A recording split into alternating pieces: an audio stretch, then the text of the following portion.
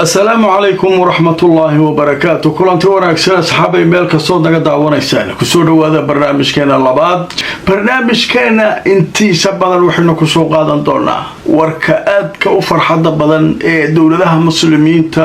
shucuubta muslimiinta ay aad u hadal hayaan aaska NATO dalal islaam ah oo sida NATO kale u samaysmaya fariin loo diray reer galbeedka iyo dawladihii kale ee iyagu doonayay inay markaa dawladaha muslimiinta dhibaato ay markaa ku abuuraan meel u jirta kacbada ayaa lagu saxiixay heshiiska maxay ka dhigan tahay maxaa riyaad iyo jiddo loogu saxiixi waayay heshiiska weyn turkiga bakistaan iyo sacuudi ee naatoda dalalka islaamka la yiraahdo maxaa loogu saxiixay kacbada maxay fariin u diraysaa haddaba sheekooyinkaas cajiibka oo aad loo hadalhayo caalamka Israa'iil oo wadnaha farta ku haysa iyo Mareykanka oo la rumaysan yahay inuu fursadan u arki doono inuu isaga horkeenayo shiicada iyo sunniyiinta hadiiba uu helo fursadaas haddaba arrimahaas oo dhan ayaynu barnaamijka ku faaqidi doonaa barnaamijkeena labaad inta ku jirno wixii warar soo dhacana waan idin la socodsiin doonaa barnaamijkan waa special program ama program gaar ah oo aynu diiradda ku saarayno ku falanqeynayno warka weyn ee farxadda leh ee dadka muslimiinta adduunka oo dhan ay markan u dhegtaagayaan barnaamijkaygii hore qayb baan kaga hadalnay iyadoo heshiiska la saxiixin hadda waxaan sugayay heshiiska in la saxiixo falcelinta ka timaada iyo waxaas haddaba heshiiskan waxaa ku jira u fiirsada qodob ka mida qodobadii NATO oo kala ku jira muxuu leeyahay qodobkaas dawladaha heshiiska saxiixay sacuudiga iyo bakistaan iyo turki mid ka mida haddii la soo hujuumo waxay ka dhigan tahay dawladahan oo dhan oo la soo weerar way wada difaacayaan waa aasaaska heshiiska dadka muslimiinta ay markaa awoodii muslimiinta ay ku soo laabanaysa dad badan aaminsan haddaan laga faa'iideysan oo la kala dhexgalin hadda sida lagu aasay waa sida ugu quruxda badan iyadoo heshiiska la kari karay in lagu saxiixo sida heshiisyada kale sacuudiga uu ku saxiixdo jidda iyo riyaad iyo meelahaas heshiiskan waa la soo qaaday meel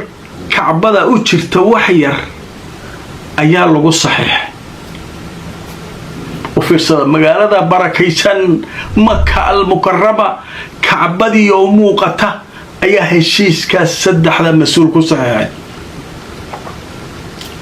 halkaasaa lagu kala saxiixay الدفاع المشترك على دفاع وذا الجرأة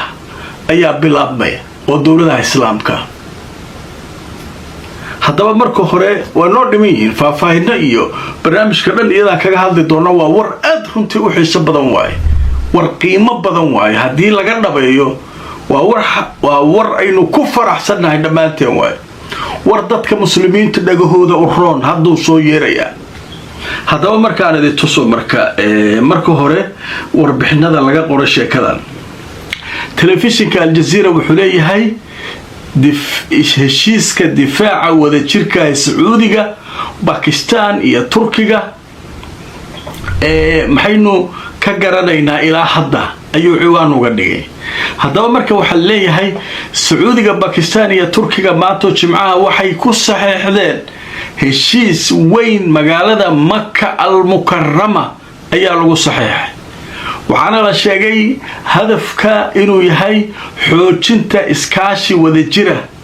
waxaana ku jira ittifaaqiyada ama heshiiskan qodob muujinaya hadii weerar lagu soo qaado mid ka mid ah dawladaha saddexda inay la mid tahay kulligood in la soo weeraray waxay soo kale ka wada shaqayn doonaan horumarinta amniga ballaarinta iskaashiga dhinaca difaaca tiknoolajiyada iyo ciidamada inay markaa ka shaqayn doonaan marka warbixin dheer marka laga qoray wararka aad loo soo qaadanaya waxaa ka mid ah Erdogan markuu heshiiska saxiixay wuxuu sheegay annagu wuxuu yiri cidina heshiiskan weerar kuma ah ciidan weerar ku nahay oo ku gardaroodayno aan dhibaateynayna ma jirto laakiin annaga istifaacayn adduunka waadna maqlaysaan mandiqada gobolka waa maqlaysaan saddexdeena dawladood mid ka mid ah haddii la soo hujuumo annagoo dhan dagaalkan ku jirnaa saddex dawladood dhaqaale mid haysa mid tiknoolajiyada haysa midna nuclearkii haysa waa asaaska isbahaysi weyn marka waxaa leeyahay nimankii Israa'iiliyiinta ahaa waa yaaban yihiin waxay leeyihiin sidee ku dhacay waxaasee ku dhaceen qaara waxay leeyihiin maxaa looga tagay Sisi waa warbaahinta Israa'iil saaka waxa gaad leeyahay Sisi waa laga shakiyo qolalaha Carab boogta way iska reebeen nimankan hadda maxay ku doodayaan war adduunka iyaga mushkilada jirta waxay ku doodayaan war Sisi maxaa looga reebay soo Masar dawlad weyn soo maahin mandiqada ilaa Sisi nimankan waxay ku arkeen isaga reebeen Israa'iil miidiyada u dagaalamay maxaa looga reebay leeyahay sheekadaas waa sheeko waali ah beesha ka socotay ogaada kow waayahay marka waxaan idin tusinayaa warbixin kale oo aad cajiib u ah oo laga qoray sheekadan wargeyska la yiraahdo Ra'yul Yawm ayaa wuxuu ciwaan uga dhigay aasaaska NATO oo islaam ah sunni ah oo ay ka kooban yihiin Sacuudiga Turkiga iyo Pakistan limaada gaabat Masar maxay halkan uga maqan tahay aliri haddaba waxaa la sheegay sheekadan fursad ma u siin doontaa Mareykanka inuu kaga faa'iideysto inuu abaabulo dagaal ka dhan ah Shiico iyo Sunni markii uu ku jabay dagaalkii Iiraan inuu la heshiiyo si uu nimankan ugu jabiyo suuragal ma tahay adduunka oo dhan markaas uga hadlayaan waxyaabaha la yaab kale waxa ka mid ah limaada gaaba Masar baxay u baqatay nimankan Masar way ogaadeen waxaa lahaa saaki Masar maxaa loo saar beeshan ilaa niman Carab oo la wareysanayo waxay lahaayeen Masar waa laga shaki maxay hadda midii oo Israa'iil waxay leeyihiin arintan waay looga saaray Sisi iyaga Sisi isticmaalayno Masar badhaayeen Sisi maxaa looga reebay marka adduunyada marka waa la isfahmayaa dad inay maaragtay dad kale u shaqeeyaan soo baxaya marka hadda Erdogan iyo Saudi iyo Pakistan way isdhaarsadeen heshiiska saddexdooda bas isku xataa Qatar ma la keenin wixii xoogaa meelaha wax yar shaki ku jiray way iska reebeen waxay talaata aan ku bilowno horta wixii kale kadib ay iskaan saarayna waa gelinayna iskaan af ku fiirinayna kan ma lagu dhex jiraa kan sidoo yahay kan okay miya marka sheekada marka waa taas qodobka kale marka oo jirradan ay ka hadlayso Ra'yul Yawm waxay leedahay Mareykanka maadaama uu ku fashilmay Iiraan ma dhici kartaa Iiraan inuu la heshiiyo oo uu ka hor keeno nimanka isagoo u tusinaya in la sameeyay isbahaysi sunni islaama oo Shiica ka dhana waa kan hadda Sacuudiga iyo Shiicada way dagaalsan yihiin Xuutiga halkaas uga furtay fursad Mareykan ma ka heli doonaa inuu halka bahasha ku riix oo dhaho Iiraan nimankan adeeg ku tashanayaan iska dhici متعشى برشاد القرآن الكريم كا يعلم تشريع هذا هب عصري أونلاين أديكو جوجا كوريجا أما قبض هذا شقدا مركز دار التقوى وحكوا بري القرآن كهب عصري أونلاين ما دون كتكبر كرتو حكم ذا القرآن الكريم كا إكادة لغة عربية إيو علوم تشريع هذا استوان قلت وايد صعوبة فضلا هروكاد وهي فاهنا كلا حديد من برضه شاشة كان مغضى هموكادي دوكسيجا مركز دار التقوى الدوك يورام مركز waxyaabaha kale aad loogu celinayo waxa kamid ah maxaa loogu saxiixi waayay Riyaad Jidda maxaa dhacay kulligood Jidda ka dageen madaxda timid haddana Makka Kacbada agteeda lagu saxiix maxay ka dhigatay islaamkii oo soo noolaanay dawladii islaamka oo markan ogaaday xaqiiqada dhabta waxa la isku raacsayaa marka ujeedada inay ka dambayso sababta Kacbada loogu saxiixay heshiis oo heshiis difaacanaya wax heshiis oo caalami oo kacbada meel u muuqato lagu saxiixay ma jirtaa lagu leeyahay Sacuudiga ma galin ما مغلسين marka sheekadaasu sheeko aan caadi ahayn waayo marka dawladihii marka dadka muslimiinta maxay faa'iido isbahayskaas keeni karaan wax badan ay keeni karaan saddex dawladood oo hadhow cidii rabta ku soo biiri karta waa furan yahay hadda saddexdaana lagu aasaasay taasiis la yiraahdaa aasasid NATO laftirkeeda hal mar ma soo wada gelin waxa ku jira hadda ugu dambeysay Finland iyo wata Sweden iyo hadda la galayeen marka dawladda badan furan dawlad kasto islaama oo sunniya annaga jaanis ay salaam markaan waa gali karnaa hadii xogaan suuqeena hagaagto waa gali karnaa baash way xoogaysanaysaa marka waa wax weyn dawladda islaamka oo quwad yeelanay haddaan inta laga shaqaysan la kala tuurino shiica iyo waxaan loo kala bixinin oo dhibaato kale laga dhex abuurin marka sheekadaasu marka halkaas ay iyaduna maraysaa marka qaar waxay ku doodayaan khubarada waxay leeyihiin hatta Iran ha loo furo Iran shiica yan loo fogeyn qaar qaba oo leh dawladaha maarta Iran oo shiicada oday ah hatta isbahaysiga lagu soo daro isbahaysigan hal soo geli inkastoo Iran hadda wax badan ku rarayeen oo cadaawad badan ay leedahay oo Mareykanka maalin walba joogto isku hayaan oo dhibaato badan ay jirto haddana markii xaalku dago Iran laftirkeeda la soo geliyo qoraa ku doodays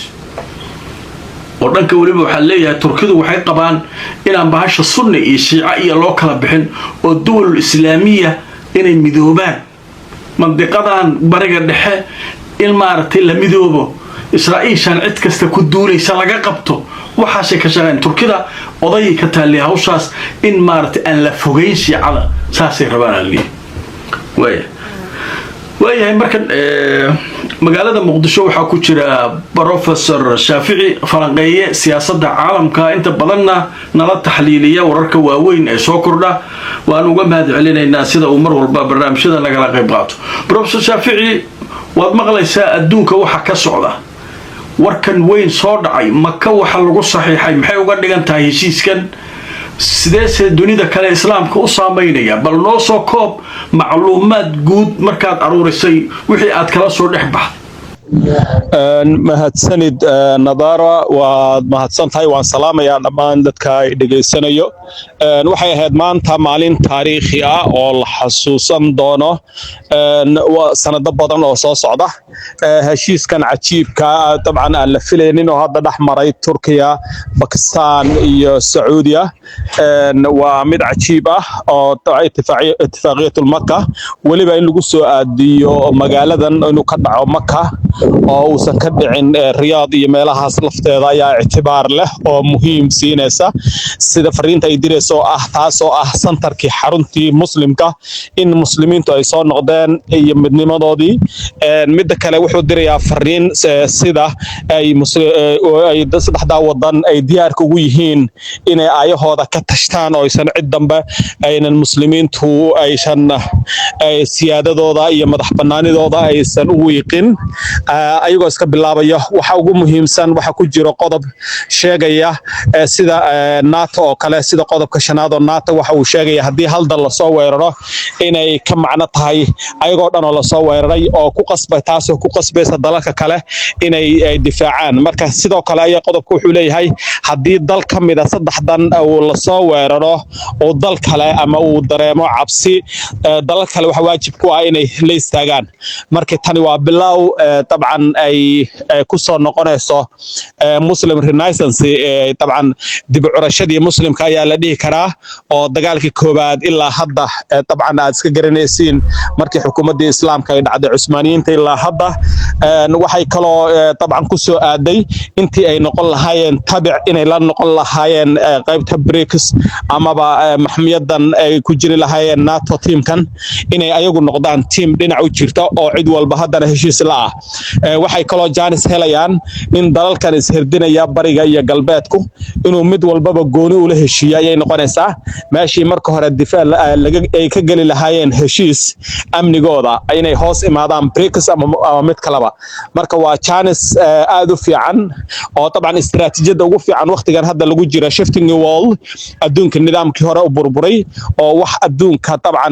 ka celinaya aysan jirin awood maahine Turkiga waxa lagu yaqaanaa teknolojiyada iyo xagga warshadaha iyo defensiga droneska sidoo kale Pakistan waxay aad ugu fiican tahay xaggan nuclearka meesha Sacuudiga dhaqaalaha marka saddexdan marka la sugeeyo waxay noqonayaan طبعا بداية cusub oo طبعا dalalka muslimka inay difaac fiican sameystaan maadaama dalalkii hore la burburiyay dhammaan ay wada muslimka ahaayeen kasoo bilaab Afghan Libya Sudan Yemen marka waa yani istiraatiijiyad u fiican iyo fursad maalin taariikhi ah oo طبعا in badan la xusan doono dadka analyze-ka istiraatiijiyaduna aad positive ugu tilmaameen waqti la baneysanayo dalal badan oo iska caddahay dalal badan la waayi doono inay noqdaan dalal jira waxay keeni doontaa haddii dal kale oo muslim ay dhibaato ku dhacdo in la tixgeliyo ayay noqonaysaa maadaama ay dalal xulafay yihiin